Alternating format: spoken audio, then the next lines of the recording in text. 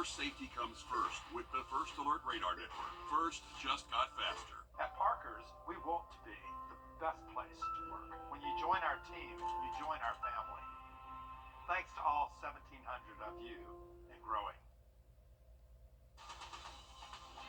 Live from Augusta, you're watching News 12 at 6 o'clock.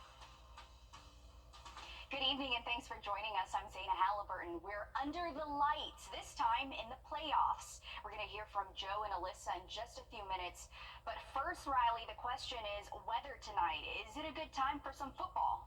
Great night for football, Zaina. We got clear skies out there. Temperatures are cooling off a little bit, so you can see Joe live out there on the field. Grab the jacket. It is going to be a little bit chilly. We got up to 69 for an official high temp. Right now, we're in the upper 50s, and take a look at that full moon shining bright from our tower cam. So if you're going to be out tonight, it is going to be a little bit brighter than usual. No clouds in the sky, so it is going to be shining nice and bright out there for us. Moonrise was just after 5 o'clock. We do have moonrise just about an hour later heading into tomorrow, and then another hour later heading into Sunday, but clear skies to check that out through the weekend. Our current temps, if you are stepping out right now, we're at 58 in Augusta, same thing in Thompson, still finding some 60s on the map, but most of us should be dipping into the 50s here within the next several minutes. And a closer look around the metro, North Augusta, you're at 58, Graniteville 56, and just a little bit warmer there along the river at the Welcome Center. Great weather tonight. We'll drop through the 50s during game time. I would imagine kickoff temps mid-50s, and then possibly ending the game in the 40s in a few spots. So that's going to be a sign of a cold night heading our way. If you're going to be up early around sunrise, we're going to wake up close to 40, but enjoying some warm afternoons this weekend. We'll have a look at it in just about 10 minutes. Thanks, Riley. Today, a judge granted bond for one of the suspects in the shooting in downtown Augusta. That shooting happened back in June around 10th and Broad. The aftermath was so large, the crime scene covered several square blocks. 24-year-old Seven Whitfield is charged with 3 counts of aggravated assault, 2 counts of possession of a firearm under the commission of a crime, and 12 counts of criminal damage to property in the first degree. Your Sydney Hood was in court today and joins us live in the studio now. Sydney, we learned several new details today, 5 months after the shots rang out downtown. And what you're looking at behind me is the aftermath of that night. Broken windows and damaged businesses. It's the night that sent people running for their lives. In court, District Attorney Jared Williams named 4 co-defendants alongside Seven Whitfield. Amazingly blessed Brigham, who was arrested around the same time as Whitfield, Leondo Ware Jr., Daquan Cutliff, and Robert Lee Jones. Williams calls the shooting a gang gun fight. He says it is unclear who started the shooting, but there are 2 distinct groups. This is video of the aftermath of that night. The district attorney says before it all, Whitfield's group is seen exchanging words with the rivals, and then Whitfield is seen closing up behind a column of bricks in front of a bank, getting in a shooting stance. Williams says Whitfield and rival gangs fired multiple times, including in the direction of bystanders, partygoers, and off-duty officers, who then had to return fire to protect the public. Arguing for the defense, Whitfield's attorney hands the judge letters from Whitfield's employer, which the judge says were positive and highlighting Whitfield's work ethic. The defense says Whitfield is not a flight risk, and based on the preliminary GBI investigation, it doesn't appear Whitfield was the aggressor in this case. The judge grants Whitfield bond while requiring him to wear a GPS monitor, have no contact with anyone related to the case, and he has to follow a curfew. The judge says if he is found in areas outside of his bond, it will then be revoked. A scary night for so many people happening downtown, so a huge update, Sydney. Thanks for that. With another suspect in custody and others facing charges, we'll keep you updated as we continue to follow this case. Thanks again, Sydney. And it's been a rough last 5 months for downtown Augusta, from the shooting to the damage caused by Hurricane Helene. The Ironman Triathlon was canceled because of the storm. Your Kennedy Payne joins us live from downtown Augusta. Kennedy, how are business owners feeling after all of this? Well, this year, Augusta brought in $845 million from visitor spending, and it would have been more, but after the devastation of Hurricane Helene, events like Ironman were canceled. Hurricane Helene changed life as we knew it, and many are still trying to recover. That event kind of historically has brought in about between a $5 to $6 million economic impact. But the Ironman cancellation didn't just impact athletes. Especially because it comes right down Broad Street. It's probably our biggest day of the year, even bigger than Arts in the Hearts. Elena Kane is a barista at the New Moon Cafe in downtown Augusta. She says they were expecting a lot of foot traffic during Ironman weekend. They want healthy food options, they want breakfast, eggs, smoothies, that kind of thing. So we see a major turnout every year for them. And she says they prepared for the event just like they do every year. But to miss out on that, like especially as a small, locally owned business, like I can see how that's potentially devastating because you put all the money and effort into securing the resources you need to do the service that day. Just the loss that we took in terms of not bringing in that extra profit. Not only did they miss out on the marathon, they said they had to shut down for nearly 2 weeks. Definitely took a hit for sure. And she says they still aren't back to normal. We're still kind of running on what I call a skeleton crew, just kind of trying to recover from the storm and that kind of thing. But despite the losses, there is still optimism. There's a lot of damage on any roadways. We'll kind of tweak the course if needed so we can make up that distance. Just hoping that we can maintain the extra little bit of foot traffic we have now and maybe telling people like, hey, you're coming home, bring your friends, bring your family, like come see us.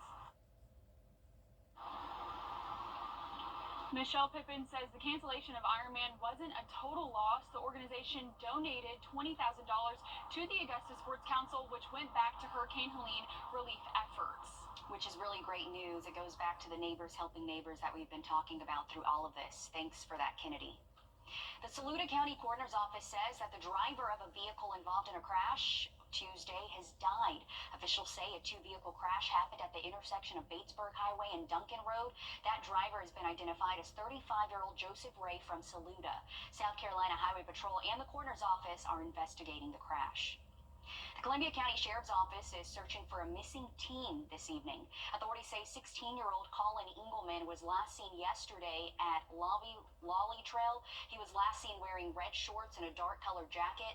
Anyone with information can call the Columbia County Sheriff's Office. The murder trial underway today for the man accused of killing Augusta University student Lincoln Riley on the University of Georgia's campus. 26-year-old Jose Ibarra faces murder charges after Riley was found dead in February earlier this year on UGA's campus. Ibarra waived his right to a trial by jury, choosing a bench trial instead, meaning the judge will hear the evidence and decide if Ibarra is guilty. Several witnesses spoke today, including all three of Riley's roommates, a crime scene specialist, and a police officer who showed the body camera video he was wearing the day that he found Riley's body. The prosecution made this accusation towards Ibarra before getting to the witnesses. On February 22nd, Jose Ibarra put on a black hat, a hoodie-style jacket, and some black kitchen-style disposable gloves, and he went hunting for females on the University of Georgia's campus. And in his hunt, he encountered 22-year-old Laken Riley on her morning jog. And when Laken Riley refused to be his rape victim, he bashed her skull in with a rock repeatedly. 30 of Riley's family members were in the courtroom. The defense argues all of the evidence against Ibarra is circumstantial. He's pleaded guilty to all charges. We're hearing from former Rennes police chief John Maynard on why he resigned earlier this month. He says in part, quote, "I was given an ultimatum, but I did nothing criminally wrong, as some rumors suggest. I was equally surprised." Back on Monday, the city posted a job listing for the position. They're taking applications through November 26th at 5 o'clock. On your sideline. Hey, it's the best night of the league. Friday night is here, and we are ready to go for postseason football. Round one kicks off tonight across the CSRA, and we've got plenty in store for you. One game we're keeping a close eye on is happening just down the road, though, as Lakeside welcomes in New Manchester. Joseph Doran joins us live from Lakeside. Joe, this is the first time that we've seen the Panthers in the postseason since 2019. A long time coming for them. Yes, it is, and we have a little bit of time time before kickoff here, but if I can tell you one thing right now, Alyssa, it's that this place is going to be off the chain just over an hour from right now. If Coach Steve Hibbets has told his team one thing this season, it's that they cannot lose sight of the ultimate goal at the end of this road, and that is winning a state championship game. That goal starts right now. Right now, tonight is right here on this field. They're going to be trying to play for a state title game later this season, but right now, this is the first time, as you said, we've seen the Panthers play in the postseason in quite some time. 2019, the last time they made it to the postseason, and this year it is powered by the high-powered offense led by quarterback Ty Jones, who has led the Panthers to 8 double-digit wins this season. Entering tonight, Jones has 8 touchdowns through the air, and he's also got 8 on the ground, too. He's going to be tough to catch for this new Manchester defense that has given up some serious points this entire season, and I wouldn't be surprised at all if we see a shootout in this one, or if it simply comes down to the final possession. We got a lot of games out there tonight. This one just so happens to be our game of the week. That doesn't mean the other ones aren't just as important, so keep it right here on News 12 at 11 o'clock tonight under the lights, where we're going to have all the highlights and action you need from every other game here tonight. Hey, it's been even longer since they've hosted a playoff game back in 2009. Okay, so we also have Westside hosting a playoff game for the first time since 2021. They'll face Oconee County, and as part of the GHSA changes to the playoff picture, Aquinas will compete in the private division, so we'll keep an eye out for them too. Okay, a lot to keep an eye out on tonight. Thanks, guys. Still ahead, the Augusta Canal is hurting after Hurricane Helene. How the progress on cleaning up the canal is going when News 12 at 6 o'clock continues. And we are going to enjoy nice weather this weekend, but next week we're keeping an eye on our next chance for rain. We'll have a look at it just after the break. Time and Temp, brought to you by your First Alert weather team. This is not you. It's not me. The U.S. Postal Inspection Service is offering a $150,000 reward for information about 2 suspects they say robbed a mail carrier 2 days ago. The report says the robbery happened just before 5 near a home on Jonathan Circle in Augusta. The description of the suspects is generic, saying he was wearing a gray hoodie and the other was wearing all black. The incident report said the suspects ran towards Marvin Griffin Road after the robbery attempt. The Augusta Canal between the water pump station and Savannah Rapids remains closed as the cleanup from Hurricane Helene continues. First Alert Chief Meteorologist Riley Hale caught up with Augusta Utilities to get a progress report on how long it could be closed. We're not in the best of shapes above the raw water pump station, but we're getting progress every day. Sun up to sundown, 6 days a week is what crews are currently working to get this stretch of the Augusta Canal back open to the public. They've made progress, but work is still in phase 1. As we're kind of in phase 1, actively going through and removing this debris. We're taking the trees out of the waterway, we're taking the trees that fell into the waterway, and we have a lot of trees on the riverside as well, as you can imagine. The canal trail will look different once it's back open. Wind from Helene maxed out near 100 miles per hour for this portion of the trail. When the hurricane hit, we basically got hit broadside from the east. Lost a lot of trees that were near or on the towpath into the waterway. A john boat is being used to tow debris and trees downstream away from the raw water pump station. Keeping those intakes free of debris has been a top priority. Raw water pump station here sends about 2/3 of all the water that goes to the county, all of Fort Eisenhower, 5 hospitals. Very important asset to the city. Once they're done with phase 1, phase 2 will begin with draining the canal and making necessary repairs. The timeline for getting everything back open will likely continue into 2025. Right now, this is a fast estimate, perhaps 6 months.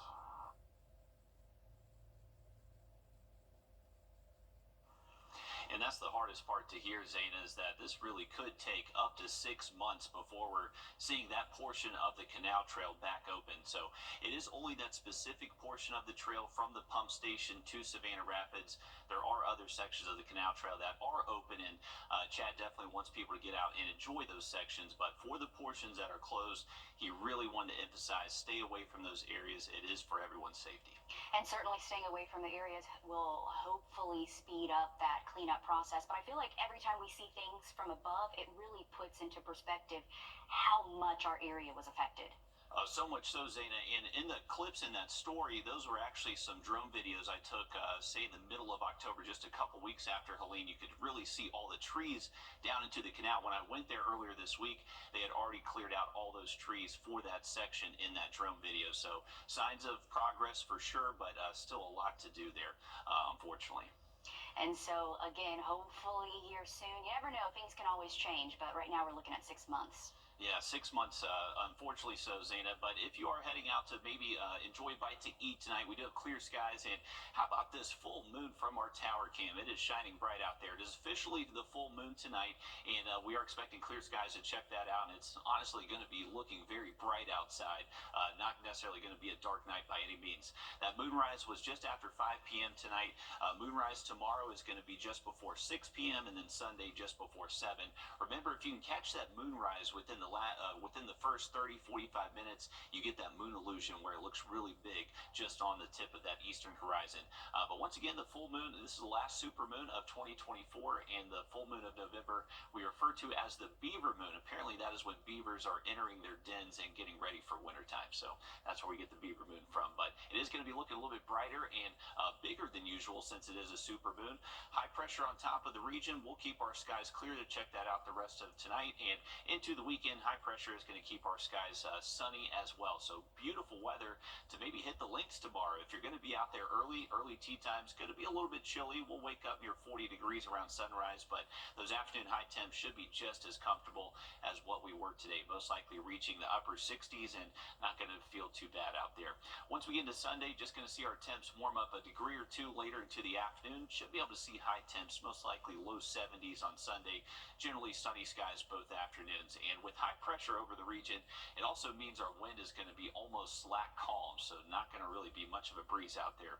We got some important games across the southeast this weekend. If you're heading up to Columbia for the Gamecocks versus the Missouri Tigers, they are expecting nice weather there in Columbia at Williams-Brice. That's going to be a 4:15 kick. They'll have sunshine for tailgating and during the game with that kickoff temp around 66 degrees.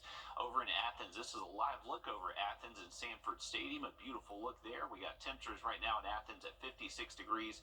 If you're heading up there this weekend for the Big Tennessee game, 7:30 kick. It is going to be a cooling off by that time frame with kickoff temps in the 50s, but tailgating is going to be very comfortable, most likely in the 60s and 50s out there later into the night. Once we get into next week, we are keeping an eye on our rain chances for Tuesday, Wednesday. That's going to be our next incoming cold front. At the moment, just bringing us some breezy showers. Doesn't look too threatening right now. Still ahead, Team Stinky Kiss is hosting a fundraiser auction through Sunday. How you can get involved and save animals and also help the foster organization. Next. First Alert Radar, powered by Jim Hudson Automotive Group. It's the Ashley Climbing. The Curing Kids Cancer Golf Tournament went on today at Bartram Trail Golf Club in Evans. It was the second year of the event supporting the Curing Kids Cancer nonprofit organization that's based in Atlanta. It was a sold-out tournament with 132 golfers participating, raising more than $45,000 for pediatric cancer research. So thanks to everyone that participated. A local rescue centered around rescuing and rehoming homeless and abandoned animals needs your help. Team Stinky Kiss is holding a fundraiser to raise money for the dogs in their care, while also looking to renovate what would be their first facility. The nonprofit is finding solutions and how they can continue to help even more dogs. Gretchen Yakovitis with Team Stinky Kiss says it's been a busy couple of months post-Helene. Many of our fosters also lost their homes, their fences, just like the rest of the community. So not only did we lose fosters because they couldn't take in more fosters or keep the fosters that they had, many people in the community weren't able to hold on to their dogs. Team Stinky Kiss is a nonprofit rescue that is completely foster-based. They rescue and rehome all dogs, no matter their condition, just like Emma here, who has lymphoma. She's a senior dog, and to date, her vetting has been about $10,000. So we don't say no to any dogs that need medical care. We will do whatever it takes to take care of that dog. She says the adoption fee does not cover all the care they give to these dogs. That's why fundraising is critical. They have a fundraiser going on right now on their Facebook page. It's an online auction. We do them usually quarterly, but it's our biggest fundraisers of the year. It's how we get most of our funding. The money they raise from this is also going toward renovating their first facility. We can do things like transition dogs out of the shelter into our building so that we can have time to find a foster, whether it be through community outreach, through the fosters that we already have in our network, and not have to worry about, we don't have room for this dog. She says ultimately this building is going to allow them to help even more dogs. We would love to be able to help out with those hoarding cases, but again, we're limited by the fosters. Whereas if we had this building available, we could pull in several of those dogs from hoarding cases and then be able to have the time to find fosters for those dogs.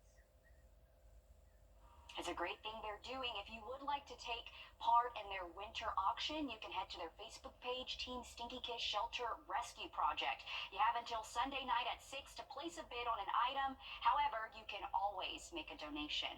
I'm told they currently have 17 dogs with fosters and 4 in hospice with what they call forever fosters. They also say the number of dogs rather, they can help depends on how many fosters they have. So if you want to be a foster or maybe you want to adopt, we have all of their information on our website, wrdw.com, under the Finding Solutions tab. Again, you have until Sunday at 6 to take part in that auction. We're back after a quick break.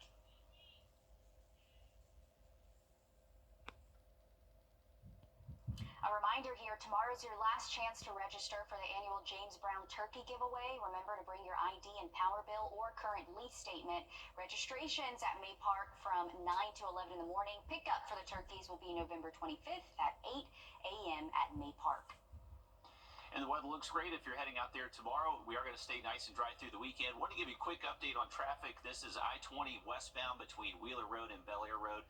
This traffic has been pretty slow moving here over the last hour or two. So if your evening plans do take you in that direction, you may want to add a couple of minutes to that drive.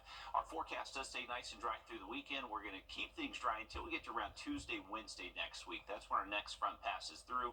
Behind that front, we'll see some chilly weather return by next Thursday. Okay, sounds good. Thanks, Riley, and thanks for joining us. We're live again on 26 News at 7 and then News 12 at 10 and also 11. Have a safe weekend.